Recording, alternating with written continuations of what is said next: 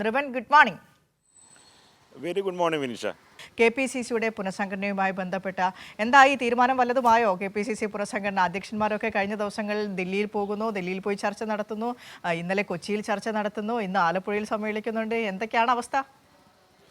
തീർച്ചയായും കോൺഗ്രസിനെ സംബന്ധിച്ചിട വാർത്തകൾ അവസാനിക്കുന്നില്ല. എന്നും കൗതുകമുള്ളതാണ്, പ്രത്യേകിച്ച് കേരളത്തിലെ KPCC എന്ന് പറഞ്ഞാൽ. പുനഃസംഘടന ചർച്ച ആരംഭിച്ചിട്ട് മാരത്തോൺ ചർച്ചയാണ്. പുതിയ KPCC അധ്യക്ഷൻ സണ്ണി ജോസഫും 3 വർക്കിംഗ് പ്രസിഡന്റുമാരും ഒപ്പം തന്നെ UDFിൻ്റെ കൺവീനർ അടൂർ പ്രകാശ് വന്ന ശേഷം സമ്പൂർണ്ണ പുനഃസംഘടന ഉണ്ടാകും എന്ന തരത്തിലെ വാർത്തകൾ വന്നിരുന്നു. അതിനുശേഷം അതിന് വേഗം കുറഞ്ഞു. സമ്പൂർണ്ണ പുനഃസംഘടനയില്ല. നിലവിലുള്ള KPCC ജനറൽ സെക്രട്ടറിമാരെ മാറ്റിയാൽ പലരും പൊട്ടിത്തെറിയിലേക്ക് പോകും. അതുകൊണ്ട് കുറച്ച് പേരെ ഒഴിവാക്കിയിട്ട് അധികം പുറത്തു നിൽക്കുന്ന കുറച്ച് നേതാക്കളെ കൂടി ഉൾപ്പെടുത്തി ഒരു കമ്മിറ്റി ഉണ്ടാക്കാമെന്ന ധാരണ വരുന്നു. അപ്പോൾ DCC അധ്യക്ഷന്മാരെ മുഴുവൻ മാറ്റും. ഒരു ജില്ല ഒഴിച്ച്, അതായത് അവസാനം തിരഞ്ഞെടുക്കപ്പെട്ട തൃശ്ശൂരിലെ സംഘടനാ പ്രശ്നങ്ങൾ കാരണം തൃശ്ശൂരിലെ K മുരളീധരൻ്റെ തോൽവിക്ക് ശേഷം അവിടുത്തെ DCC അധ്യക്ഷനെ മാറ്റിയിരുന്നു.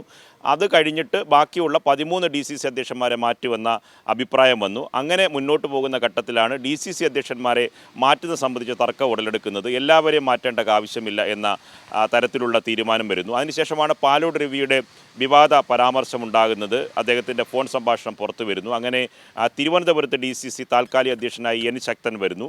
വീണ്ടും DCC അധ്യക്ഷന്മാരെ മാറ്റണമെന്ന AICCയുടെ നിർദ്ദേശം, അതായത് ദീപാദാസ് മുൻഷി AICCക്ക് കൊടുത്ത ഒരു റിപ്പോർട്ടുണ്ട്. ആ റിപ്പോർട്ടിൽ DCCകൾ കാര്യക്ഷമമല്ല, DCC അധ്യക്ഷന്മാരുടെ പ്രവർത്തനം കാര്യക്ഷമമല്ല. അതുകൊണ്ട് ഈ DCC അധ്യക്ഷന്മാരെയും വെച്ച് തദ്ദേശ തെരഞ്ഞെടുപ്പിനെയും നിയമസഭാ തെരഞ്ഞെടുപ്പിനെയും നേരിടാൻ പറ്റില്ല എന്നാണ് ദീപാദാസ് മുൻഷി നൽകിയ റിപ്പോർട്ടിലുള്ളത്. അതിൻ്റെ അടിസ്ഥാനത്തിൽ DCC അധ്യക്ഷന്മാരെ ബാക്കിയുള്ള 13 പേരെയും മാറ്റാം. അതായത് തിരുവനന്തപുരത്ത് മാറ്റി, അപ്പോൾ പുതിയ താൽക്കാലിക അധ്യക്ഷനാണ്, പുതിയ അധ്യക്ഷൻ വരും. അങ്ങനെ ഒരു തീരുമാനവുമായി മുന്നോട്ട് പോകുന്നു. ആ ഘട്ടത്തിൽ ഒരു മാനദണ്ഡം AICC നിശ്ചയിച്ചു കൊടുത്തു. ആ മാനദണ്ഡ പ്രകാരം തിരുവനന്തപുരത്ത് KPCCയുടെ മുതിർന്ന നേതാക്കൾ, പഴയ KPCC അധ്യക്ഷന്മാർ, AI ഗ്രൂപ്പിൻ്റെ പ്രധാനപ്പെട്ട നേതാക്കളുമാരൊക്കെ തന്നെ ആശയവിനിമയം നടത്തിയ ശേഷം സണ്ണി ജോസഫ് വീണ്ടും ദില്ലിയിലേക്ക് പോകുന്നു. ഒരു പ്രാഥമിക പട്ടിക അവിടെ കൈമാറും എന്ന പ്രതീക്ഷയോടെ ഏവരും കാത്തിരുന്നു. പക്ഷേ അവിടെ പോയപ്പോഴേക്കും AICCയുടെ നിർദ്ദേശത്തിൽ ഒരു പ്രധാനപ്പെട്ട ഭാഗം പൂർത്തീകരിച്ചിരുന്നില്ല. അത് MP മാരെ കേൾക്കണമെന്ന കാര്യമായിരുന്നു. അത് കേൾക്കാൻ വീണ്ടും സമയമെടുത്തു. അത് കേൾക്കുമ്പോഴേക്കും പല MP മാരും DCC അധ്യക്ഷന്മാരുടെ കാര്യത്തിൽ കടുത്ത നിലപാട് സ്വീകരിച്ചു. മലബാറിലെ 3 DCC അധ്യക്ഷന്മാരെ മാറ്റാനാകില്ല എന്ന നിർദ്ദേശം K സുധാകരൻ മുന്നോട്ട് വെച്ചു. തിരുവനന്തപുരത്ത് അഭിപ്രായ വ്യത്യാസമുണ്ടായി. N ശക്തൻ തന്നെ തുടരട്ടെ എന്ന് മുതിർന്ന നേതാക്കൾ അവസാനം പറയേണ്ട സ്ഥിതി വന്നു. കാരണം തിരുവനന്തപുരത്ത് പറഞ്ഞു കേൾക്കുന്ന പ്രധാനപ്പെട്ട 2 പേരുകൾ, ഒന്ന് ചെമ്പഴന്തി അനിൽ, അത് VD സതീശൻ്റെ നോമിനിയാണ്. മറ്റൊന്ന് KC വേണുഗോപാലിൻ്റെ അടുത്ത അനുയായിയും അദ്ദേഹത്തിൻ്റെ സന്തത സഹചാരിയും തിരുവനന്തപുരത്ത് മുൻ KPCCയുടെ സെക്രട്ടറിയൊക്കെ ആയിട്ടുള്ള സീനിയർ ആയിട്ടുള്ള നേതാവാണ് മണക്കാട് സുരേഷ്. അദ്ദേഹത്തിൻ്റെ പേരുമാണ് പറഞ്ഞു കേട്ടത്. ഒപ്പം തന്നെ ശരത്ചന്ദ്ര പ്രസാദിൻ്റെയും യുവ നേതാവ് എന്ന നിലയിൽ ശബരിനാഥൻ്റെയും പേരുണ്ടായിരുന്നു. പക്ഷേ ഈ ചെമ്പഴന്തി അനിലിന് വേണ്ടി കടുത്ത നിലപാട് സ്വീകരിക്കുകയാണ്. കടുത്ത നിലപാട് VD സതീശൻ സ്വീകരിച്ചു. ഇതിൻ്റെ അടിസ്ഥാനത്തിലാണ് ചർച്ചകൾ വഴിമുട്ടിയത്. തുടർന്ന് ശക്തൻ തന്നെ തുടരട്ടെ എന്ന നിലപാടിലേക്ക് മുതിർന്ന നേതാക്കൾ പോയി. അങ്ങനെ തർക്കങ്ങളും പലതരത്തിലുള്ള അഭിപ്രായ വ്യത്യാസങ്ങളും ഒക്കെ കേൾക്കുന്ന ഇടയിലാണ് വീണ്ടും ഇന്ന് ആലപ്പുഴയിൽ KC വേണുഗോപാൽ, AICCയുടെ സംഘടനാ ചുമതലയുള്ള ജനറൽ സെക്രട്ടറി, ആലപ്പുഴയിൽ മറ്റൊരു പരിപാടിക്ക് വേണ്ടി അദ്ദേഹം ആലപ്പുഴയിൽ എത്തുന്നുണ്ട്. അവിടെ രമേശ് ചെന്നിത്തലടക്കമുള്ള മുതിർന്ന നേതാക്കളുണ്ട്. VD സതീശനും ഒപ്പം തന്നെ KPCC അധ്യക്ഷൻ സണ്ണി ജോസഫും ഒക്കെ ചേർന്ന് വീണ്ടും ചർച്ച നടത്തും. ഇപ്പോൾ അത് അവസാനം നമുക്ക് ലഭിക്കുന്ന വിവരം 5 DCC അധ്യക്ഷന്മാരെ മാറ്റുന്ന കാര്യത്തിൽ വലിയ തർക്കമുണ്ട്. ഒപ്പം തന്നെ നിലവിലുള്ള KPCC ജനറൽ സെക്രട്ടറി ആയിരുന്ന സുധാകരനെ KPCC അധ്യക്ഷ സ്ഥാനത്ത് നിന്ന് മാറ്റുന്നതിന് വലിയ തരത്തിലുള്ള പ്രവർത്തനം നടത്തി സുധാകരനെ വഞ്ചിച്ചു എന്ന് സുധാകരൻ കരുതുന്ന ഒരു നേതാവിനെ സംസ്ഥാന വൈസ് പ്രസിഡന്റ് ആക്കാനുള്ള നീക്കം നടത്തുന്നുണ്ട്.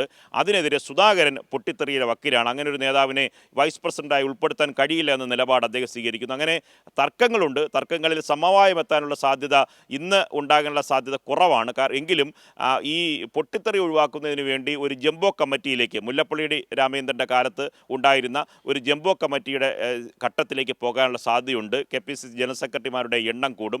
അതിനനുസരിച്ച് സെക്രട്ടറിമാരുടെ എണ്ണം കൂടും. വൈസ് പ്രസിഡന്റുമാർ 9 പേര് വരാനുള്ള സാധ്യതയുണ്ട്. ജനറൽ സെക്രട്ടറി ഏകദേശം 30-ന് പുറത്തേക്ക്, 35-ന് പുറത്തേക്ക് പോകാനുള്ള സാധ്യതയുണ്ട്. നിലവിൽ ഒഴിയുന്ന DCC അധ്യക്ഷന്മാരെ എവിടെ വയ്ക്കും എന്ന തരത്തിലുള്ള കൺഫ്യൂഷനുണ്ട്. അങ്ങനെ ആകെ മൊത്തത്തിൽ ഒരു ആശയക്കുഴപ്പം കോൺഗ്രസിനെ സംബന്ധിച്ചിടത്തോളം ഉണ്ട്. പിന്നെ കോൺഗ്രസ് ആയതുകൊണ്ട് തന്നെ വിനിഷ, ഇതൊരു പുതുമയുള്ള കാര്യമല്ല. എന്നും പുനഃസംഘടന ചർച്ചകൾ, ഏറ്റുമുട്ടലുകൾ, പൊട്ടിത്തെറികൾ, പരസ്പരം പഴിചാരുന്ന പരസ്യ പ്രതികരണങ്ങളൊക്കെ കോൺഗ്രസിന് എന്നുമുള്ളതാണ്. പക്ഷേ ഇപ്പോൾ AICC നേതൃത്വം പറയുന്നത്, കർശന നിർദ്ദേശമായി പറയുന്നത്, ഈ കമ്മിറ്റിയെ കൊണ്ടോ ഈ DCCയെ കൊണ്ടോ മുന്നോട്ട് പോയാൽ തദ്ദേശ തെരഞ്ഞെടുപ്പിൽ വലിയ തിരിച്ചടി വരും. അതുതന്നെയാണ് പാലോട് രവി പരസ്യമായി അല്ലെങ്കിലും അദ്ദേഹം ഒരു നേതാവിനോട് പറഞ്ഞതാണ്. പക്ഷേ അത് പരസ്യമായി ഏറെക്കുറെ കോൺഗ്രസിൻ്റെ അവസ്ഥ അത് തന്നെയാണ്. അതിനിടയിലാണ് ഈ പറഞ്ഞ പുനഃസംഘടനയെ സംബന്ധിച്ചുള്ള ഏറ്റുമുട്ടലും സമവായമാകാതെയുള്ള ചർച്ചകൾ തുടരുകയും ചെയ്യുന്നത്. വിനീഷ, നൃപൻ പറഞ്ഞു നിർത്തിയെടുത്തത് വെച്ച് തന്നെ തുടങ്ങുകയാണ്. പറഞ്ഞല്ലോ, കോൺഗ്രസ്സുകാർക്കുള്ളിൽ തന്നെയാണ് അത്തരത്തിലൊരു അഭിപ്രായം രൂപീകരിക്കപ്പെട്ടിട്ടുള്ളത്. LDF 3.0 മൂന്നാം ടേമിലും LDF സർക്കാർ തുടരും എന്ന കോൺഗ്രസ് പ്രവർത്തകർ തന്നെയാണ് പറയുന്നത്. അത് രഹസ്യമായി പറഞ്ഞു വന്ന ഇപ്പോൾ ഏറ്റവും അവസാനം പാലോടി രവിയുടെ പ്രസ്താവനയിലൂടെ തന്നെ അത് പുറത്തേക്ക് വന്നു. പാലോടി രവി മാത്രമല്ല, പല കോൺഗ്രസ് പ്രവർത്തകരും ഒളിഞ്ഞും തെളിഞ്ഞും ഇത് പറയുന്നുണ്ട്. LDF സർക്കാർ തുടരും, ആ ഭരണം ഇല്ലാതാക്കാൻ വേണ്ടിയിട്ട് കൂടുതൽ പ്രവർത്തനങ്ങൾ നടത്തണമെന്ന കോൺഗ്രസ്സുകാർക്കിടയിൽ, താഴെ തട്ടിലുള്ള അടിത്തട്ടിൽ പ്രവർത്തിക്കുന്ന പ്രവർത്തകർക്കിടയിലൊക്കെ വലിയ രീതിയിൽ അത്തരത്തിലുള്ള സംസാരങ്ങളൊക്കെ ഉണ്ട്. അതിനൊക്കെ വിഘ്നം വെക്കുന്നതാണ് ഇപ്പോൾ ഈ KPCC പുനഃസംഘടനയുമായി ബന്ധപ്പെട്ട് നടക്കുന്ന ചർച്ചകൾ. സണ്ണി ജോസഫ് KPCC അധ്യക്ഷനായി വന്ന സമയത്ത് സോഷ്യൽ മീഡിയയിലൊക്കെ പറഞ്ഞു വരുന്നത് ഇനി കോൺഗ്രസിന് സണ്ണി ഡേയ്സ് ആണെന്നാണ്. പക്ഷേ ആ പറഞ്ഞ കോൺഗ്രസ് പ്രവർത്തകർ പോലും വിചാരിച്ചിട്ടുണ്ടാകില്ല ഇത്രത്തോളം വിയർക്കേണ്ടി വരുമെന്ന്. അന്ന് തുടങ്ങിയ KPCC പുനഃസംഘടന സമ്പൂർണ്ണമായി പുനഃസംഘടിപ്പിക്കും, കോൺഗ്രസിന് പുതിയൊരു മുഖം എന്നുള്ള നിലയ്ക്കൊക്കെ ആയിരുന്നു സണ്ണി ജോസഫിനെ കൊണ്ടുവരുന്നതും അതിനുശേഷമുള്ള കോൺഗ്രസിൻ്റെ തുടർ പ്രവർത്തനങ്ങൾ. പക്ഷേ നമുക്കറിയാലോ നൃപൻ, ഓരോ DCC അധ്യക്ഷന്മാരെ അല്ലെങ്കിൽ ഏതൊരു പാർട്ടിയുടെയും ജില്ലാ കമ്മിറ്റിയുടെ അധ്യക്ഷനായിട്ടൊക്കെ തീരുമാനിക്കുമ്പോൾ അതിന് കൃത്യമായിട്ടുള്ള ഒരു മാനദണ്ഡം വേണം. അങ്ങനെ ആരെങ്കിലും പിടിച്ചിട്ടല്ല ജില്ലാ സെക്രട്ടറി സ്ഥാനത്തേക്കോ അല്ലെങ്കിൽ ജില്ലാ അധ്യക്ഷന്മാരുടെ സ്ഥാനത്തേക്കോ പദവിയിലേക്ക് ഒരാളെ കൊണ്ടുവരുന്നത്. അതിന് പല മാനദണ്ഡങ്ങളുണ്ട്. ആ മാനദണ്ഡങ്ങളിൽ ഒന്നും ഐക്യപ്പെടാൻ കോൺഗ്രസിന് ഇനിയും, ഐക്യജനാധിപത്യ മുന്നണിക്ക് ഇനിയും സാധിക്കുന്നില്ല എന്ന് തന്നെയാണല്ലോ വസ്തുത, അല്ലേ? വിനീഷ, ഇതിൻ്റെ ഒരു അടിസ്ഥാന പ്രശ്നം എന്ന് പറയുന്നത് കോൺഗ്രസിന് ആഭ്യന്തരമായി ഈ വിഷയങ്ങൾ പരിശോധിക്കുന്നവർക്കറിയാം, പ്രത്യേകിച്ച് കോൺഗ്രസ് പ്രവർത്തകർക്ക് ഇതറിയാം. എന്താണ് പ്രശ്നം? സമ്പൂർണ്ണ പുനഃസംഘടനയ്ക്ക് AICCക്ക് ഒരു മാനദണ്ഡം വച്ചിട്ടുണ്ട്. അത് ദളിത്, പിന്നോക്ക, യുവജന പ്രാതിനിധ്യം ശതമാനം അടിസ്ഥാനത്തിൽ ഉറപ്പാക്കണം എന്നതാണ്. അങ്ങനെ സമ്പൂർണ്ണ പുനഃസംഘടനയിലേക്ക് പോയാൽ ഇപ്പോൾ നേതാക്കന്മാർക്കൊപ്പം നിൽക്കുന്ന പലരെയും ഒഴിവാക്കേണ്ടി വരും. ഈ പറഞ്ഞ പ്രാതിനിധ്യങ്ങളെല്ലാം വച്ചുകൊണ്ട് മാത്രമേ സമ്പൂർണ്ണ പുനഃസംഘടന നടത്താൻ കഴിയൂ. അതുകൊണ്ട് തന്നെ ഈ നേതാക്കൾ പരസ്പരം ഒരു ധാരണയിലെത്തുന്നു, സമ്പൂർണ്ണ പുനഃസംഘടന വേണ്ട, പകരം ആൾക്കാരെ ഉൾപ്പെടുത്തി കൊണ്ടുപോകാം. പക്ഷെ അങ്ങനെ ഉൾപ്പെടുത്തി കൊണ്ടുപോകുമ്പോഴാണ് VD സതീശൻ്റെ തിരുവനന്തപുരത്ത് അഭിപ്രായം വേറൊന്നാണ്. K സുധാകരന് മലബാറിലെ ഈ DCC അധ്യക്ഷന്മാരെ മാറ്റുന്ന കാര്യത്തിൽ അദ്ദേഹത്തിന് വേറൊരു നിലപാടാണ്. കൊല്ലത്ത് കൊടിക്കുന്ന് സുരേഷ് അവിടുത്തെ DCC അധ്യക്ഷനെ വധിക്കുന്ന കാര്യത്തിൽ വേറൊരു നിലപാട് സ്വീകരിക്കുന്നു. കൊച്ചിയിലെ സംബന്ധിച്ച് ഈ പ്രതിപക്ഷ നേതാവിന് അദ്ദേഹത്തിൻ്റെതായ ഒരു നിലപാടുണ്ട്. അങ്ങനെ പല സ്ഥലങ്ങളിലും DCC അധ്യക്ഷന്മാരെ മാറ്റുന്ന കാര്യത്തിൽ ഇത്തരത്തിലുള്ള ഒരു ആഭ്യന്തര പ്രശ്നമുണ്ട്. മറ്റൊരു പ്രധാനപ്പെട്ട കാര്യം എന്ന് പറഞ്ഞാൽ ഏകദേശം രമേശ് ചെന്നിത്തല KPCC അധ്യക്ഷൻ ആകുന്ന ഘട്ടം മുതൽ അന്ന് ഒഴിവായപ്പെട്ട ഭാരവാഹികളുടെ ഒരു കൂട്ടം നേതാക്കൾ, അത് കഴിഞ്ഞ് VS സുധീരൻ വരുന്നു, മുല്ലപ്പള്ളി രാമചന്ദ്രൻ വരുന്നു, ഇടയ്ക്ക് ഹസൻ ഉണ്ടായിരുന്നു. ഈ ഘട്ടങ്ങളിലെല്ലാം ഭാരവാഹിത്വത്തിന് ഒഴിഞ്ഞു പോയ ഒരു നിര നേതാക്കൾ പുറത്ത് നിൽപ്പുണ്ട്. ഒപ്പം തന്നെ അന്നൊക്കെ DCC അധ്യക്ഷന്മാരായിട്ടുള്ള മുൻ DCC അധ്യക്ഷന്മാരുടെ ഒരു നിരയുണ്ട്. യൂത്ത് കോൺഗ്രസിൻ്റെയും KSUവിൻ്റെയും സംസ്ഥാന ഭാരവാഹിത്വം ഒഴിഞ്ഞ് പുറത്ത് മറ്റ് പദവികളൊന്നുമില്ലാത്ത ഒരു നിര നേതാക്കളുണ്ട്. ഒപ്പമാണ് അവസാനമായി ഏറ്റവും പ്രധാനപ്പെട്ട കാര്യം, നിലവിലുള്ള വർക്കിംഗ് പ്രസിഡന്റുമാർ താരതമ്യേന ജൂനിയർ ആയിട്ടുള്ള 2 പേർ, PC വിഷ്ണുനാഥും ഒപ്പം തന്നെ ഷാഫി പറമ്പിൽ, മറ്റൊന്ന് AP അനിൽകുമാറാണ്. ഇവരെക്കാൾ ഒരു വലിയ തലമുറ നേതാക്കൾ ഇപ്പോൾ പാർട്ടിക്ക് പുറത്ത്, അതായത് സംഘടനയുടെ ഉത്തരവാദിത്വമില്ലാതെ പുറത്തുണ്ട്. KPCCയിലോ രാഷ്ട്രീയകാര്യ സമിതിയിലോ ഇല്ലാത്ത ഒരു നിര നേതാക്കൾ പുറത്തുണ്ട്. അതായത് പന്തള സുധാകരൻ, ചെറിയാൻ ഫിലിപ്പ്, തിരുവഞ്ചൂർ രാധാകൃഷ്ണൻ, KC ജോസഫ്, ബെന്നി ബെഹനാൻ, അങ്ങനെ തുടങ്ങിയിട്ടുള്ള ഇതിൽ കുറച്ച് പേരാണ് രാഷ്ട്രീയകാര്യ സമിതി അംഗങ്ങളായിട്ടുള്ള. ബാക്കിയുള്ള ഒരു നിര നേതാക്കൾ, സീനിയർ നേതാക്കൾ പുറത്ത് നിൽപ്പുണ്ട്.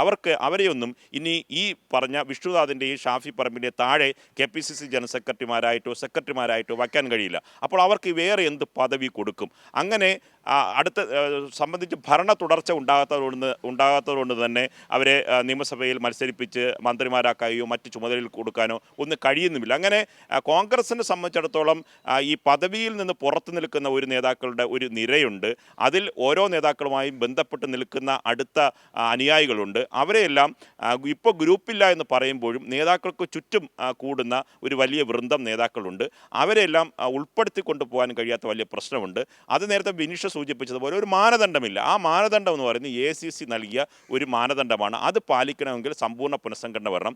സമ്പൂർണ്ണ പുനഃസംഘടന വന്നാൽ ഈ നേതാക്കൾക്കൊപ്പം നിൽക്കുന്നവരെ സംരക്ഷിക്കാൻ കഴിയില്ല. മറിച്ച് ദളിത്, പിന്നോക്ക പ്രാതിനിധ്യം, വനിതാ പ്രാതിനിധ്യം, യുവജന പ്രാതിനിധ്യം ഇതെല്ലാം 50% ഉറപ്പാക്കി ബാക്കിയുള്ള സ്ഥലങ്ങളിൽ മാത്രമാണ് ഈ നേതാക്കന്മാർക്ക് ഒപ്പം നിൽക്കുന്നവരെ മറ്റ് കൂടെ ഉള്ളവരെ ഉൾപ്പെടുത്തി കൊണ്ടുപോകാൻ കഴിയുള്ളൂ. അതിൽ മെറിറ്റും പരിഗണിക്കപ്പെടുന്ന പ്രധാനപ്പെട്ട കാര്യങ്ങളുണ്ട്. ജനപ്രതിനിധികളായി നിലവിൽ MP-മാരും MLA-മാരായി നിൽക്കുന്നവർക്ക് ഭാരവാഹിത്വത്തിൽ വരാൻ കഴിയില്ല. കാരണം ഇപ്പോൾ KPCC പ്രസിഡന്റ് MLA ആണ്. വർക്കിംഗ് പ്രസിഡന്റുമാരെ 3 പേരും വിഷ്ണുനാഥ് MLA ആണ്, ഒപ്പം തന്നെ ഷാഫി പറമ്പിൽ MLA ആണ്, FP അനിൽകുമാർ MLA ആണ്, UDF-ന്റെ കൺവീനർ അടൂർ പ്രകാശ് MP ആണ്. അങ്ങനെ എല്ലാവരും പദവിയിലുള്ള ആൾക്കാരാണ്. അപ്പോൾ മാനദണ്ഡങ്ങൾ കേരളത്തിൽ പാലിക്കാൻ കഴിയുന്നില്ല. മാനദണ്ഡങ്ങൾ പാലിച്ചാൽ നേതാക്കളുടെ സ്ഥാപിത താല്പര്യം സംരക്ഷിക്കാൻ കഴിയില്ല. അതിൻ്റെ ഒരു ഏറ്റുമുട്ടലാണ് കേരളത്തിലെ കോൺഗ്രസ് തുടർച്ചയായി നടന്നുകൊണ്ടിരിക്കുന്നത്. കാരണം നേരത്തെ വിനിഷ സൂചിപ്പിച്ച തദ്ദേശ തെരഞ്ഞെടുപ്പുമായി ബന്ധപ്പെട്ട് പരിശോധിക്കുമ്പോൾ കോൺഗ്രസിൻ്റെ താഴെത്തട്ട് സംഘടനാ സംവിധാനം ഇല്ല, നിലവിലില്ല. നേരത്തെ കെ സുധാകരൻ്റെ ഘട്ടത്തിലാണ് CUC കമ്മിറ്റിയൊക്കെ ഉണ്ടാക്കിയത്. പക്ഷേ അദ്ദേഹത്തിന് തുടരാൻ കഴിഞ്ഞില്ല. സെമി കഡർ പദ്ധതിയൊക്കെ അദ്ദേഹം കൊണ്ടുവന്നു. അതിലൊക്കെ അദ്ദേഹം പരാജയപ്പെട്ട് അദ്ദേഹം KPCC അധ്യക്ഷ പദവിയിൽ ഒഴിയേണ്ടി വന്നു. അപ്പോൾ ഇനി ഒരു തദ്ദേശ തെരഞ്ഞെടുപ്പ് നേരിടുമ്പോൾ സംഘടനാ ശക്തിയല്ലെന്ന കാര്യം അടൂർ പ്രകാശ് പറയുന്നതാണ് വസ്തുത. അത് താഴെത്തട്ടിൽ കോൺഗ്രസ് പ്രവർത്തകരും നേതാക്കന്മാരെല്ലാം പറയുന്ന കാര്യമാണ് പാലോട് രവി തുറന്ന് പറയുകയും ചെയ്തത്. വിനിഷ.